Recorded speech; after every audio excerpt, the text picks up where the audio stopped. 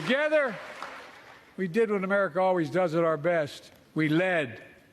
We united NATO. We built a global coalition. We stood against Putin's aggression. We stood with the Ukrainian people. Our nation is working for more freedom, more dignity, more peace, not just in Europe, but everywhere.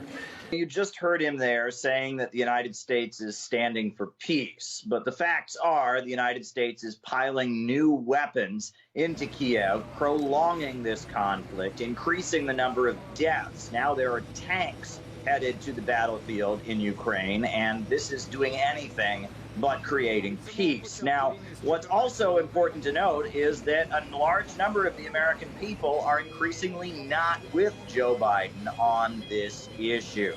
At this point, we've got more than half of Republicans saying that they basically feel the United States is doing too much around Ukraine. Now, that was only 18% back in April, but now it's more than half.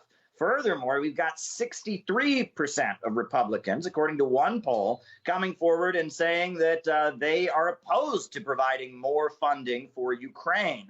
And 32%, only 32% of Republicans want more funding for Ukraine. But it's not only Republicans, the rival political party, that are opposing Joe Biden.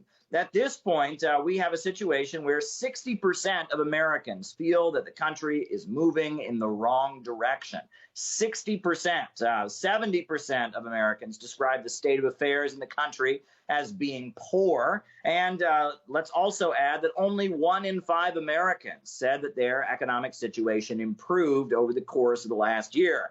However, if you listen to Joe Biden, you would believe that the United States is just doing amazingly. The economy is great. Everything is grand. He painted quite a different picture in his remarks. Now, he was forced to talk about the issue of inflation. And when Joe Biden addressed the issue of inflation, what did he do? Well, he blamed it on Russian President Vladimir Putin. He said that it was the fault of the Russian president that the U.S. was facing inflation. Well, the facts beg to differ. The reality is it's the result of the United States and its economic warfare against Russia. It's barricading of Russia. It's preventing of Russia from exporting fertilizers and wheat and grain and oil and natural gas and pushing Russia off the world markets. That's what's causing these issues. And in addition to that, there were already issues with inflation before the COVID pandemic had even started. So blaming it on the Russian president is just outrageous.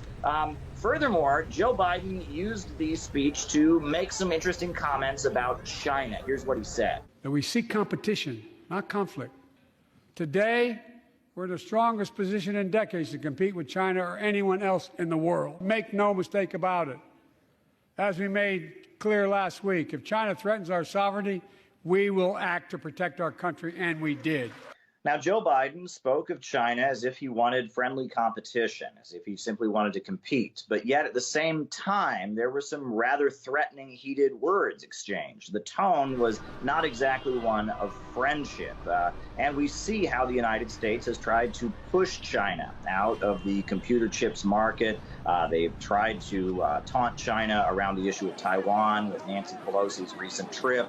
So the polls indicate 2/3 of Americans would prefer an easing of tension and a de-escalation with China. That's not exactly the tone we're hearing from Biden's administration. At one point, he was pounding the stage and saying, he couldn't think of any world leader who would want to trade places with Xi Jinping. People are trying to understand exactly what he meant by those comments about the Chinese president. It wasn't really clear, but it was said with a lot of bluster and anger as he was speaking. At this point, polls show the American people are just not where Joe Biden is at. Joe Biden painted a picture of the United States and its economy doing really, really well. The United States getting over the deep-seated political divisions. Those divisions were certainly apparent in the hall. There was certainly a fair amount of booing and heckling from Joe Biden's opponents. But if you listen to Joe Biden's words, you would believe that the country is moving in a good direction. That's not what Americans believe.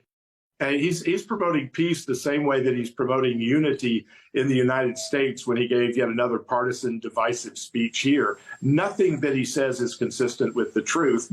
And I think, again, whether it's the U.S. as a protector of world peace, the Biden administration promoting unity, bipartisanship, when he continues to show the other side. To just go to the polls, we can look to the actual numbers, and inflation is still significantly higher than when Joe Biden took office.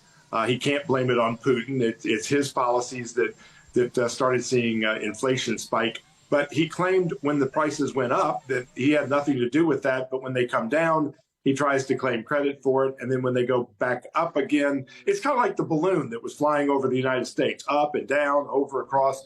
Biden tries to completely distract from what's actually going on. And I think the American people are seeing through it. When they go to the grocery store, things cost more. They go to the gas pump, things cost more. Their paychecks are going not as far as they used to. So what the president said last night simply doesn't connect with what Americans are feeling and experiencing.